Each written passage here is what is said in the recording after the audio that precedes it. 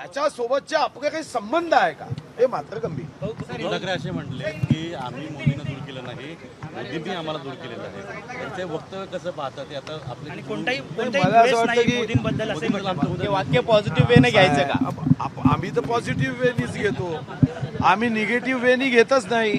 आम्हाला तर फक्त अपेक्षा 2019 मध्ये 24 ऑक्टोबर 2019 या महाराष्ट्राचा विश्वासघातकी दिवस होता 4 वाजताचा, तो अशुभ वेळ जेव्हा पत्रकार परिषद घेऊन इच्छा जागी. आता या इच्छेच्या संदर्भात हे पुढील प्रश्न झाले.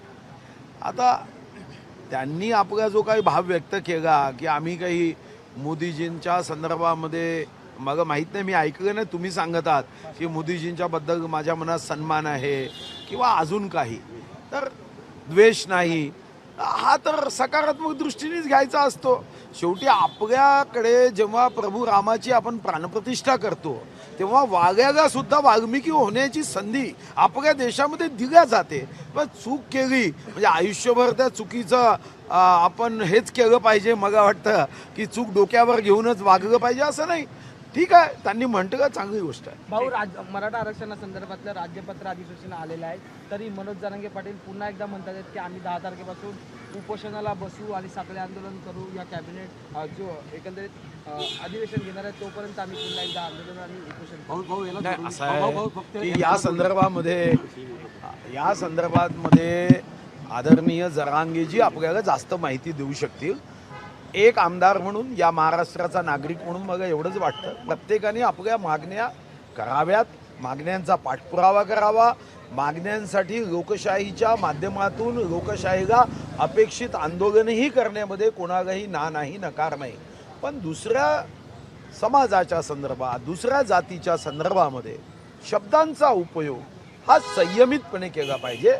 आपली लोकशाही ही संयमित शब्दांनीच वापरल्या गेली पाहिजे.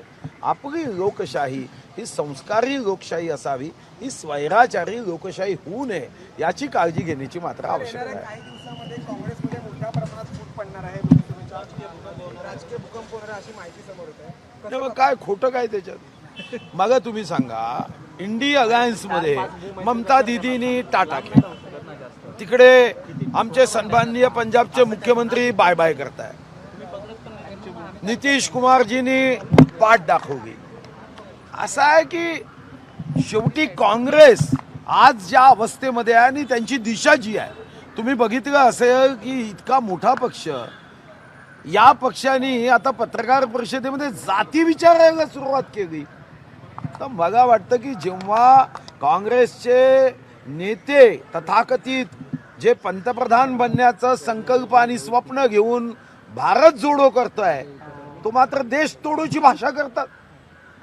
मला वाटतं की काँग्रेस ही आता धीरे धीरे आकुंचित पावणारा पक्ष जागा आहे आणि ईश्वर त्यांच्या आकुंचनाच्या मागे आकुंचन व्हावी या दृष्टीने ईश्वराने निश्चितपणे या देशाचा भलं करावा. धन्यवाद. एबीपी माझा, उघडा डोळे बघा नीट.